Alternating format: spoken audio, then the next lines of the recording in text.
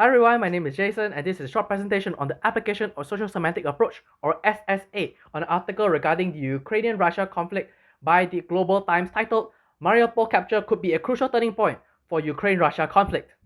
The first social semantic approach is activation. For example, the lines Russia claimed that its troops and the line setting up a deadline for Ukrainian troops in the city activates Russia as the social actor. The activation of Russia within the context of the Mariupol invasion reflects the social role of Russia as the aggressor, or rather as an invader of Ukraine.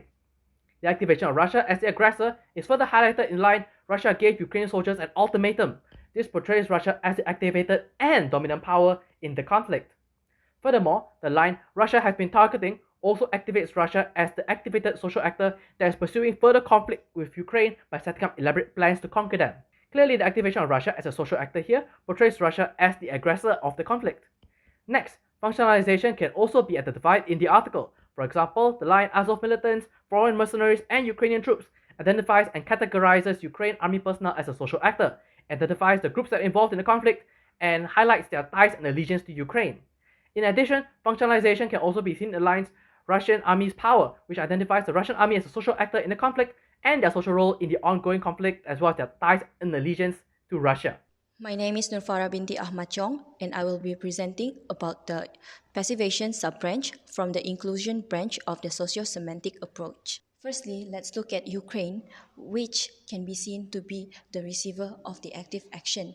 As shown in the quotation below, Russia is asking Ukraine to lay down their arms, in other words, to surrender. And in this context, we can see that Ukraine is being passivated, while the one who is doing an active action is Russia. Such passivation can also be seen in the second quotation provided below.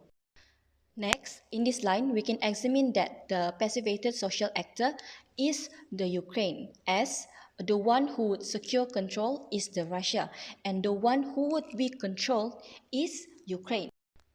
Lastly, a similar situation can be seen in the last quotation, which again shows the passivation of Ukraine, as they are being subjected to an active action by the Russia, which is fully encircled, and the one who is being encircled is Ukraine.